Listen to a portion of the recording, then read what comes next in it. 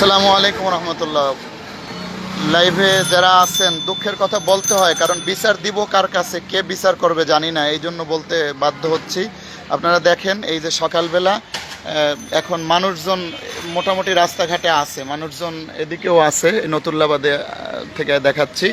এই অবস্থায় এইমাত্র আমি একটু সকালবেলা হিসাবে হাঁটতেছিলাম, তো নতুন বাজার থেকে হেঁটে নতুল্লাবাদের দিকে আসতেছি। বিএম কলেজের গেটের সামনে ঘটনা। বিএম কলেজের গেটের সামনে তিনটা ছেলে এসে তারা বড় এরকমের তাদের কাছে প্রথমে এসে সালামি দিছে, সালাম দিয়ে বলতেছে কই যাবেন, তো বললাম বাসায় যাচ্ছি কাশীপুরের দিকে। তো এর মধ্যেই সামনের থেকে আরেকজন এসে সে বের করে বলতেছে আমাদের বেশি কিছু লাগবে না, টাকা লাগবে, খালি টাকা যা আছে এটা। এই বলে মানে কোপ দেওয়া শুরু করছে, মানে প্রথমে উল্টা পিঠ দিয়ে কয়েকটা করে দিয়ে এরপরে হাতে এই দেখেন, এই হাতে এই যে কোপ দিল, এই কোপ দিয়া এরপরেই আমি বলছি যে কোপ দিছে যখন টাকা নে আর কোপাকুপি করিস না, কিন্তু এই বলে টাকা তারা নিয়ে গেল। কিন্তু এই দিনের বেলায় সকালবেলা আবার অন্য দুইও সাইডে লোকজন হাঁটাহাঁটি করতেছে, মানুষজন আসছে যাচ্ছে, এটা দেখা গেছে, কিন্তু কোনো মানুষজন মানে তাদের মধ্য দিয়ে এই তিনজন এই কাজ করলো, আবার সাথে সাথে টাকা নিয়ে তারা ওপেনে তারা হেঁটে চলে গেল। এই হলো আমার বরিশালের অবস্থা।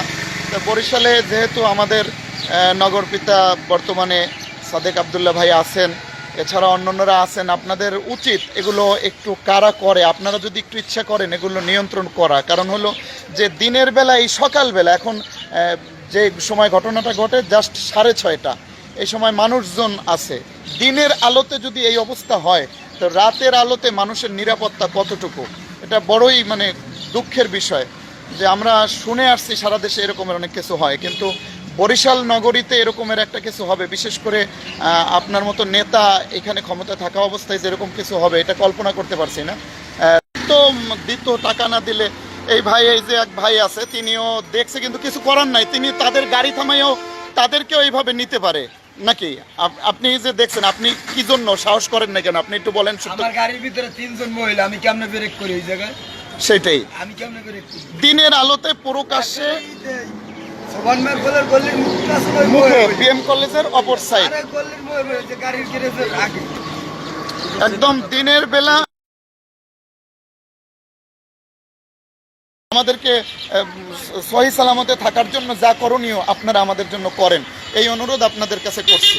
আল্লাহ তাআলা আপনাদেরকে সেই সুমতি দান করুন যেন আপনারা এই মানুষের নিরাপত্তায় কাজ করতে পারেন। কারণ অনেক উন্নতি হচ্ছে দেশ, আমরা দেখতেছি দেশ অনেক উন্নতি হয়েছে, কিন্তু উন্নতি হয়ে যদি আমরা বাঁচতে না পারি, আমরা যদি নিরাপদ না থাকতে পারি, তাহলে এই উন্নতি আমরা কি করব বলেন? উন্নতি দিয়ে আমরা কি করব যদি আমরা বাঁচতে না পারি? উন্নতি যেমন হয়েছে, আমরা প্রশাসনের এবং আইনের উন্নতি চাই, আমরা নিরাপত্তা চাই, আমরা বাঁচতে চাই, আমরা এইভাবে আক্রমণের শিকার হতে চাই না। আশা করি যে সমস্ত বন্ধুবান্ধবরা দেখছেন আপনারাও এটা শেয়ার করে সংশ্লিষ্ট মহলে তাদের নখদর্পণের জন্য যায়, এটা আপনাদের কাছে অনুরোধ, আপনারা এই